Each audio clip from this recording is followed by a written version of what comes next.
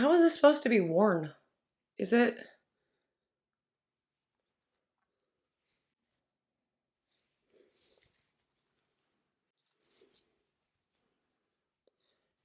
Then what does this do? It.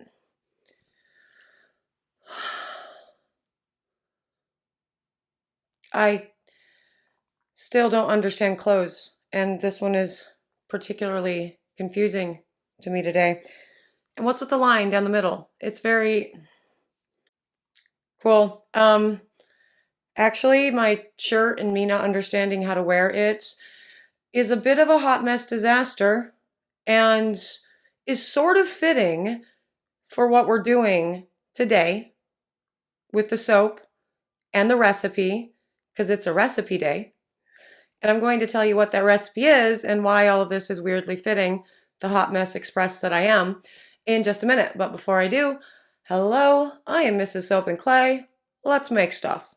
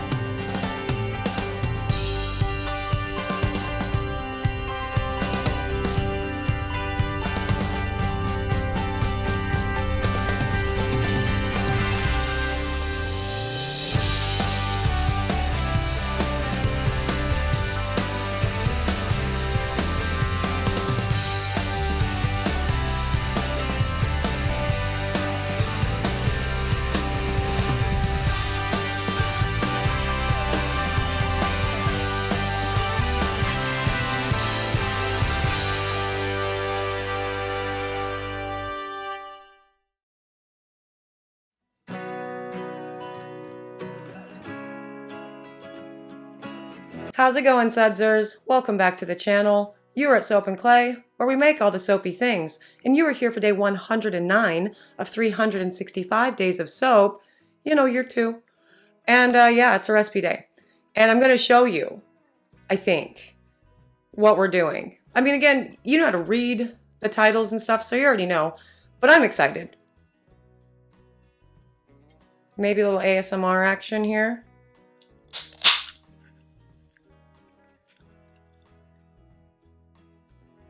It's not drinking time. No, but we are using White Claw today in a soap recipe. Now, we've done alcohol soaps before. We've done beer and wine and hard A with the Rat Pack line from basically this time last year. So, you know, if you're interested, go check those out for sure. But we've never soaped with White Claw, which I find cuckoo bananas because I love White Claw, my favorite thing ever. So that's what we're going to do today. We're going to use White Claw and make a White Claw themed soap. So, you know, we should get there because it actually becomes a 2-day process with the design that I decided to do. So you get to see it all right now. So let's go check it out. Okay, it is a recipe day today, you guys, and not just any recipe, a White Claw soap recipe. I think it's a recipe day.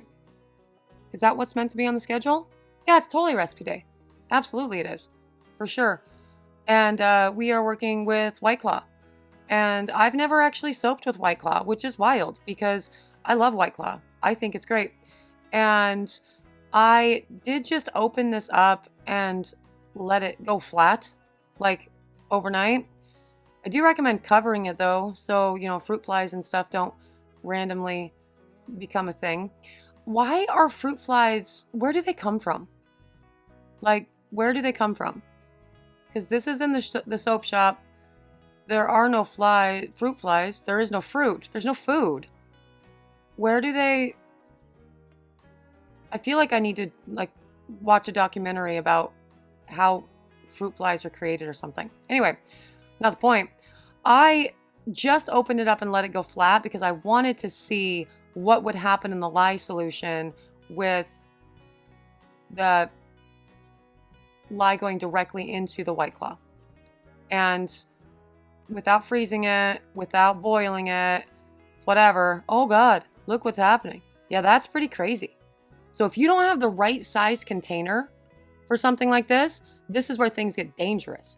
Oh yeah, also you guys hate it when I write things down. Well, not you guys. just some people have been like, why do you write it down? So this time I actually had a little bit of extra time after the making of this to get a proper soap calc out. So yeah, this recipe's weird. It's 50% mango butter and 50% olive oil pomace. And those cleansing numbers, go back and look at them. 165 degrees. Do you find that as interesting as I do? That big, violent fizz, burning off all those sugars, doing the thing, and it only ended up 156, 160 degrees. Wild, right? But yeah, according to that soap calc, the INCIs are all over the board for the INS. Jesus Christ. I've been spending too much time researching stuff for labeling deep dives. And according to that, no cleansing, which means it's going to be a super creamy lather, right? And it's just weird if you pay attention to those numbers. So I try not to. But yeah, just go with me on this. We're gonna see what happens. I obviously put mango butter in it because I wanted to. And we're making a soap out of White Claw that is supposed to taste like mango. And we're going to theme it around that and kind of make it look like a mango-ish. So I thought, hey, mango butter. And I had a whole bunch. So, why not? And for the olive oil pomace, I don't know. I saw a thing on something where people were saying that olive oil pomace speeds up trace. And so I've never found that to be the case, but I just wanted to give you a recipe and show you guys, what happens when you use olive oil pomace. And not only olive oil pomace, we are actually, in addition to olive oil pomace, we're using a mango butter. So this should be a really thick soap batter that gets really thick really fast. And as you can see, we still have a nice fluidity to it. So I put in the pomace just because you can totally substitute that out for just regular olive oil, because to my knowledge, saponification is exactly the same, the saponification value. Pretty sure. Almost positive. And yeah, you can sub out regular olive oil if you want to. But, I just wanted to show you this. Just to maybe mini debunk of pomace. That's all. The scent with all of this is obviously mango, and this particular mango is from Nature's Garden, and it doesn't discolor, doesn't accelerate trace, has a beautiful scent retention through cure. I've used it many, many times in my life. It is probably my favorite mango, and we are going to do a real quick column pour for this and get it into the column, and this is going to firm up overnight. And then I am going to take it out and put it into another mold. Because I don't know, I'm big into that these days. I'm in the middle of the Animal Crossing thing, and I did that for Coco, and I thought it was fun. So, I'm doing it again. So let's go check out day 2. Okay, day 2, and on to the cup. And that looks really shiny and pretty. Now that's the bottom of the column. I never do this with you guys and show you how to get the thing out of the liner. This is a brambleberry mold, and it's okay, but unless you freeze it or really let it sit in the mold for a couple extra days, this is kind of what you're dealing with when you're taking it out. Now granted, I am taking this out about 12 hours after I poured it, and it's so it's still really, really soft, but it's super sticking. For my purposes for this, it doesn't matter because it's going into another batch of soap. But just keep that in mind with these little liners. If you're thinking about maybe picking up this mold, they're handy-ish. I still think that you have to freeze it or let it sit in the molds for multiple days before you can get it out. And so for that reason, I don't really think the liner is worth the upsell. But whatever. That was just, wanted to show you that. Now, for the second pour, same thing. White Claw in the the water in the lye solution. And that same recipe, just cut in half. So it's essentially like a 1 poundish batch. And I will be putting in some kind of green from Brambleberry. I think everything with the exception of the scent has been Brambleberry for this one. Even the molds. Wow. Not sponsored. Not sponsored. And obviously kaolin clay goes into the entire batch and all the things.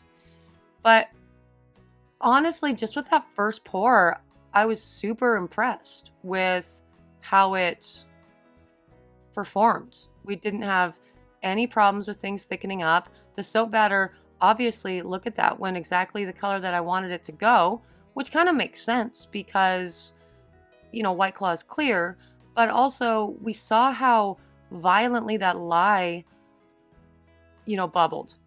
And again, I cannot stress again, if you're going to do your beers or your wines or your White Claw soaps, your alcohol soaps like that, that's fine, you can do.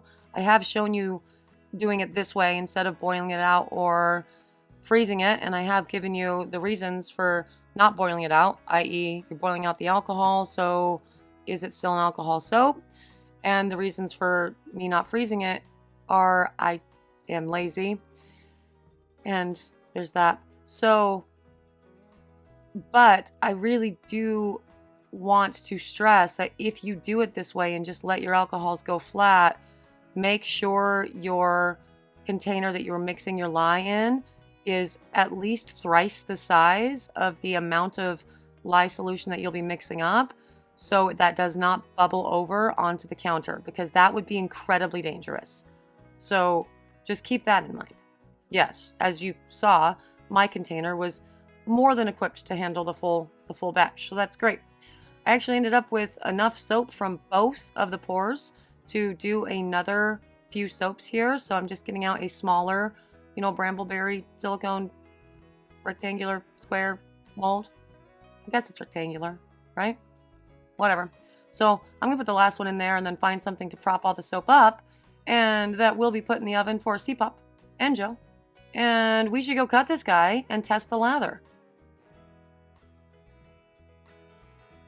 Okay, and on to the cut of this, and we have a little bit of well, it's actually not seepage. I did put this in the freezer to firm up before I cut it, and then I had to let it cool down, like, well, warm up rather, and thaw. And so as a result, these bars are, you know, moisture, weird, yeah, whatever. Freezing your soap is always fun. Oh, that's cool. Look how pretty that is. I'm here for that for sure. But I did only let this do its thing for, again, about 12 hours before I cut these all fully. So the lather test is going to be interesting because I'm working with a very soft soap right now. And this has cured up for a month at this point, maybe 6 weeks. Rock hard bar soap, drop it, doesn't dent, it's great. But at this stage, it's very, very soft and fresh. Oh, maybe I should do a secondary, so that I'm saying that for you to understand that when we do the lather test, it's a soft bar of soap. And whenever you're trying to test the lather on a really fresh bar of soap, when it's this soft, it makes it hard to like move it around in your hands, and it's all a thing. But also not dangerous, not dangerous. I think I have talked about this for every lather test for a while, because somebody mentioned in a video once that they were surprised that my hands didn't hurt testing such fresh soap. Well, they're not going to, because once the saponification is complete, even with something like this, 12 hours, saponification might not be completely complete. It's not, soap is not nearly as dangerous as a lot of people make it out to be, with most things. But at this stage, you know, this is what I do. I test the lather kind of early, and then I get to test it again. And so once it's, you know, cured and it stops losing water weight. So that's what I'm going to do now. But I think maybe I should do a little mini on my, look at that already, that big cool bubble though. Like, that's pretty fun right away. Hard to hold, really hard to hold. But I think I'll do a little mini video on Instagram, you know, now with the bar that's been fully cured, and you guys can see what the lather looks like in comparison to that. So, you know, pop over to Instagram and check that out too. But for now, that's a That's a White Claw soap recipe. Really simple. 2 ingredients. Do your thing. Or don't use my recipe at all and just use White Claw in your soaps. Either way, that's day 109. And I love these bars. Yeah, so with the lye solution, once we added the lye to the White Claw, and just seeing how quickly it bubbled up, I was very surprised when I took the thermometer to it, and it was only reading at like 165 degrees. I thought that was cuckoo bananas. And also, I am interested in the whole how much of the alcohol just got burned off in this process thing. So there's that. But you saw the lather, you saw the soaps, they're super cute, the lather's great, and it was very, very easy to keep that batter whatever color we wanted, because White Claw is like clear, and so we didn't have any problems with scorched lye solution that would lead to, a discolored batch. So that's excellent. I love that for us. And yeah, White Claw soaps. If you're interested in these particular soaps, yeah, you can get them on the website at soapandclay.com for sure. If you're interested in seeing, if we make more White Claw soaps or what else we do for all of the things, subscribe, do the thing. Yes, if you're interested in making your own White Claw soaps, use the recipe. Do the thing, have some fun, and let me know how it goes. I'm super glad that all of my sudsers joined me for another round of 365 days of soap. I'm out of here for today, but I will see you guys all again tomorrow for another round of soapy fun. Bye. Lemon, I wouldn't drink that anyway.